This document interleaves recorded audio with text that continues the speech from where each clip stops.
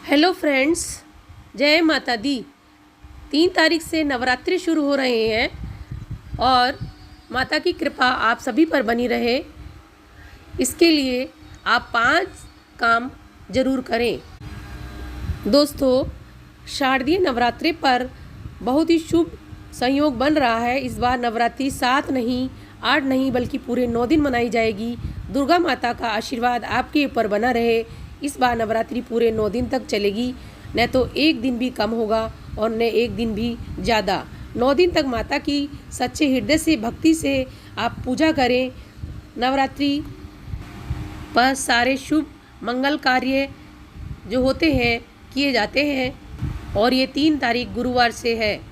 11 अक्टूबर को 10वीं यानी दशहरा 12 अक्टूबर को मनाया जाएगा।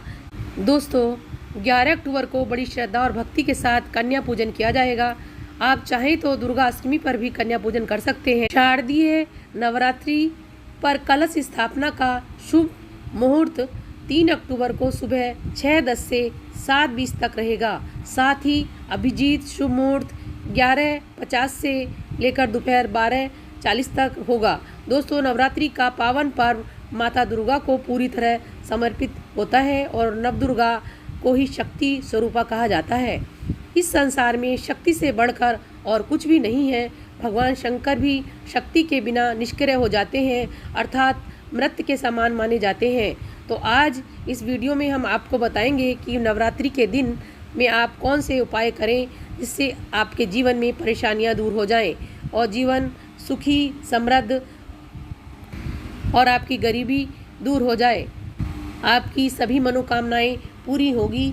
अगर आपने यह वीडियो लास्ट तक देखा, आपको कभी भी पछताना नहीं पड़ेगा। दोस्तों, इस वीडियो में हम आपको एक बहुत ही महत्वपूर्ण जानकारी देने वाले हैं। अगर आप इन आने वाली नवरात्रि में वो एक विशेष वृक्ष को छूकर जाएंगे तो आपके जीवन में सारी परेशानियां खत्म हो जाएंगी। बस आपको उस पेड़ को छूकर आना है, इसलिए इस वीडियो को बिल्कुल भी मिस नहीं करना।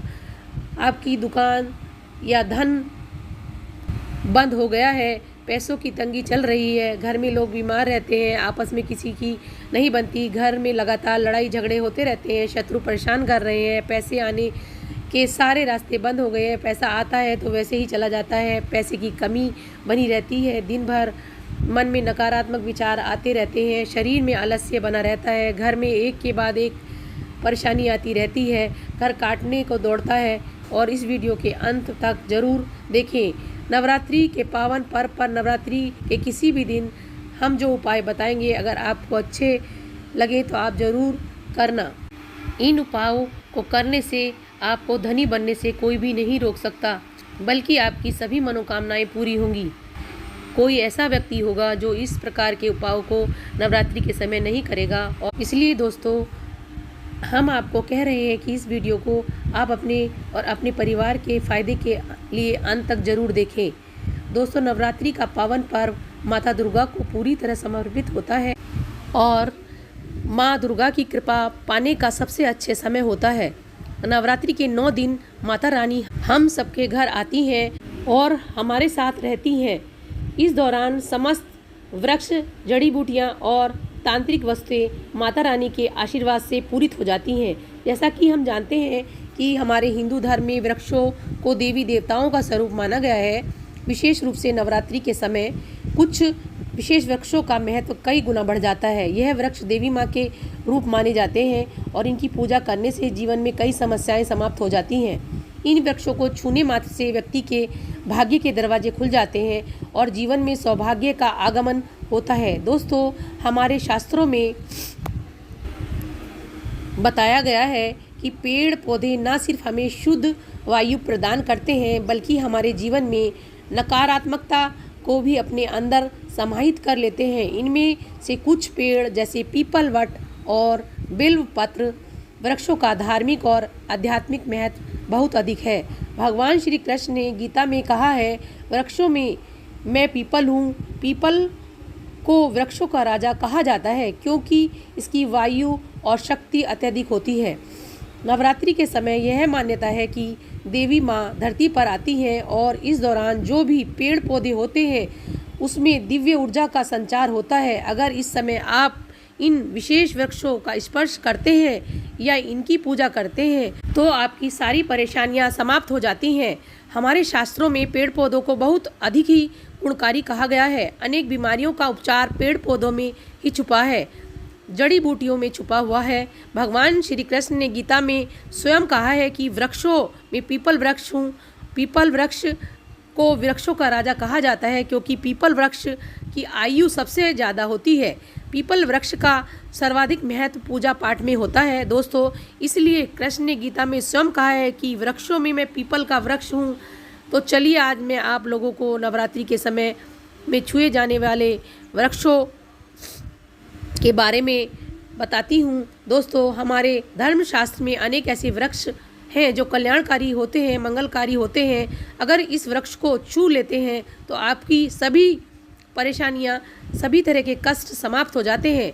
नवरात्रि के समय में इसका असर कई गुना, कई लाख गुना होता है। तो इसलिए चलते हैं दोस्तों, जानते हैं उन 3 विशेष वृक्षों के बारे में जिनका नवरात्रि के समय स्पर्श करना अत्यंत शुभ माना जाता है। एक पीपल का वृक्ष सबसे पहला दिव्य वृक्ष है। जो पीपल का वृक्ष हमारे शास्त्रों के वृक्ष को बहुत ही शक्तिशाली माना गया है। पीपल का वृक्ष न केवल पर्यावरण के लिए लाभकारी होता है बल्कि इसे धर्म और अध्यात्म में भी विशेष माना जाता है। नवरात्रि के दौरान पीपल के वृक्ष की पूजा करने से आपकी सभी मनोकामनाएं पूर्ण होती हैं। पीपल के वृक्ष का उपाय: नवरात्रि के किसी भी दिन शाम के समय पीपल के वृक्ष के पास जाएं। पहले आपको पीपल के पत्तों और 5 प्रकार की मिठाइयाँ लेनी है। इसके साथ एक तांबे का लोटा जल लेकर पीपल के वृक्ष के पास जाएं। वहां पहुंचने के बाद पीपल के वृक्ष के सामने हाथ जोड़कर अपनी सभी परेशानियों का वर्णन करें। फिर पीपल के जड़ में तांबे के लोटे का जल चढ़ाएं। जल चढ़ाते समय मन ही मन अपनी मनोकामनाओं को दोहराएं। इसके बाद 5 प्रकार की मिठाइयाँ पीपल के पेड़ के नीचे अर्पित कर दें। दोस्तों, यह उपाय बहुत ही लाभकारी माना जाता है। ऐसा करने से माता लक्ष्मी और भगवान नारायण का आशीर्वाद प्राप्त होता है। नवरात्रि के दिनों में यह उपाय करने से आपके जीवन में सभी समस्याएं, विशेष रूप से धन से संबंधित समस्याएं दूर हो जाती हैं। दूसरा वृक्ष है दोस्तों शमी का वृक्ष। शमी का वृक्ष को हमारे धर्म में माता जगदम्बा का स्वरूप माना गया है। नवरात्रि के समय में शमी का वृक्ष के नीचे दीप जलाने से व्यक्ति की सभी परेशानियां दूर हो जाती हैं। शमी के वृक्ष का उपाय: नवरात्रि के किसी भी दिन संध्या काल में शमी के वृक्ष के नीचे जाएं और वहां दीपक जलाएं। आप चाहें तो इस समय लाल चूड़ी भी शमी के वृक्ष में पर बांध सकते हैं। यह उपाय विशेष रूप से उन लोगों के लिए है जो सौभाग्य की प्राप्ति और मनोकामना की पूर्ति चाहते हैं। शमी के वृक्ष की जड़ में सिंदूर चढ़ाने से व्यक्ति को आरोग्यता प्राप्त होती है। यदि परिवार का कोई सदस्य बीमार है तो 7 बार सिंदूर को शमी के जड़ में डालने से रोग समाप्त हो जाता है। बेल का वृक्ष जो है वो तीसरा दिव्य वृक्ष है। बेल का वृक्ष स्कंद पुराण में कहा गया है कि बेल का वृक्ष माता रानी पार्वती के पसीने से उत्पन्न हुआ है, इसलिए इसे देवी पार्वती का स्वरूप माना जाता है। बेल के वृक्ष की पूजा नवरात्रि के दिनों में विशेष रूप से फलदायिनी मानी जाती है। बेल के वृक्ष का उपाय: नवरात्रि के दौरान बेल के वृक्ष के नीचे घी का दीपक जलाएं। इसके साथ ही यदि आप बेल के पत्तों पर जय माता दी लिखकर माता को अर्पित करते हैं तो आपकी सभी इच्छाएं पूरी होंगी। इसके अलावा बेल के वृक्ष की जड़ में सिंदूर और तांबे की कोई भी वस्तु चढ़ाने से व्यक्ति की सभी समस्याएं दूर हो जाती हैं। बेल के वृक्ष को छूने से आपकी थकान और सुस्ती भी समाप्त हो जाएगी। और 4 परिजात वृक्ष चौथा महत्वपूर्ण वृक्ष है परिजात का वृक्ष।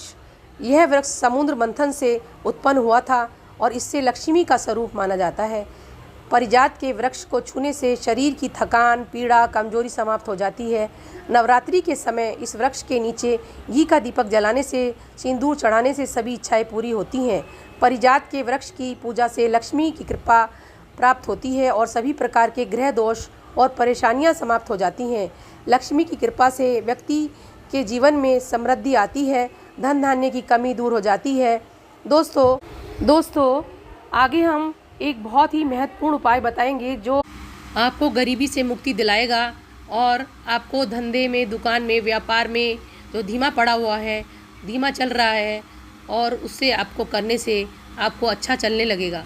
परिवार में हर एक सदस्य में प्रेम बढ़ता चला जाएगा। शत्रु स्वयं ही आपके जीवन से नष्ट हो जाएंगे। पैसा आने का मार्ग खुल जाएगा। आपके घर में पैसा जो पानी की तरह जा रहा था वह रुकेगा। दोस्तों, इस उपाय को रविवार को छोड़कर किसी भी दिन कर सकते हैं। दोस्तों, नवरात्रि का जो रविवार है उस दिन छोड़कर या उपाय किसी दिन भी कर लीजिए। उपाय बहुत ही अच्छा है, मनोकामना पूर्ति के लिए बहुत ही ज़्यादा पावरफुल उपाय है। इस उपाय से अच्छा लाभ देखने को मिला है। कई लोग तो यहाँ पर धनी और करोड़पति भी बन चुके हैं। बस आपको यही 5 प्रकार की मिठाइयाँ फिर से चयन करना है। आप किसी भी तरह की 5 मिठाइयाँ ले सकते हैं जो किसी भी दुकान पर मिल जाती हैं, वह भी मिठाइयाँ आप ले सकते हैं। 5 प्रकार की मिठाई आप नहीं ले पा रहे हैं तो गुड़ ले लीजिए या फिर शक्कर ले लीजिएगा। इस प्रकार से 5 प्रकार की कुछ मीठी चीज़ें लेकर भी यह उपाय कर सकते हैं। बिल्कुल यह लाभकारी साबित होगा। यह उपाय अवश्य करना, आपकी गरीबी मिट जाएगी, निर्धनता मिट जाएगी। नवरात्रि के समय में यह उपाय करना बहुत ही ज़्यादा फलदायी होगा। नवरात्रि जाने के बाद अगर यह उपाय दीपावली के दिन करते हैं तो यह उपाय बहुत ही ज़्यादा पावरफुल होता है। चारों नवरात्रि में, दीपावली या फिर होली में यह उपाय कर सकते हैं। बहुत ही उत्तम उपाय है जो आपकी गरीबी मिटा सकता है और गरीबी से छुटकारा दिला सकता है। आपकी सारी मनोकामना पूर्ति के लिए यह उपाय ज़रूर करना। आपको यह करना है, 5 प्रकार की मिठाई लेनी है और एक पीपल का पत्ता लेना है और 1 लोटा तांबे का जल लेकर पीपल के पेड़ के पास पहुंच जाना है। पीपल के पेड़ के पास जाने के बाद आपको पीपल देवता से हाथ जोड़कर विनती करनी है और उसे जल को सबसे पहले आपको पीपल के नीचे डालना है। यह जल डालते समय आपको अपनी मनोकामना बोलते जाना है और मनोकामना बोलने के बाद आपको जो 5 प्रकार की मिठाइयाँ ली थी उसको पेड़ की जड़ में यानी पीपल के पेड़ के नीचे पीपल के पत्ते पर रख देना है। दोस्तों, अगर आपने इतना सा उपाय कर लिया तो आपको बहुत ही ज़्यादा लाभ देखने को मिलेगा। आपके जीवन में सारी परेशानियाँ दूर हो जाएंगी। तो अगर आप भी जल्द धनवान बनना चाहते हैं, आपके जीवन में कोई मनोकामना है तो अधूरी रह गई है, तो 3 वृक्ष के बारे में बताया है। इन 3 वृक्ष को नवरात्रि के समय में छूना शुरू कर सकते हैं और अगर कोई व्यक्ति यह तीनों वृक्षों को छू लेता है तो ऐसे व्यक्ति को कार्य सफल होने से और व्यक्ति की मनोकामना पूर्ण होने से दुनिया की कोई भी शक्ति नहीं रोक पाएगी। मनोकामना पूर्ति करने के लिए, कार्य में प्रगति हासिल करने के लिए, अपनी किस्मत को चमकाने के लिए, सोए हुए भाग्य को जागृत करने के लिए नवरात्रि में यह उपाय ज़रूर करिए। दोस्तों, यह उपाय सोने पर सुहागा होगा और यह आपकी ज़िंदगी को संवार देगा, आपकी ज़िंदगी में चल रही परेशानियों को दूर कर देगा। यह जानकारी कैसी लगी हमें कमेंट्स करके ज़रूर बताइएगा और माता रानी की कृपा आप सभी पर बनी रहे, यह मेरी कामना है। और यह जानकारी आप तक ही सीमित नहीं रहे, यह अपने दोस्तों को, रिश्तेदारों को ज़रूर बताइएगा। यह वीडियो कैसी लगी आप कमेंट्स करके ज़रूर बताइएगा। पसंद आई हो तो लाइक, सब्सक्राइब ज़रूर करना और बेल आइकन दबा लेना। इस वीडियो को अपने दोस्तों, रिश्तेदारों को शेयर करना ताकि वह इस वीडियो का लाभ उठा सके।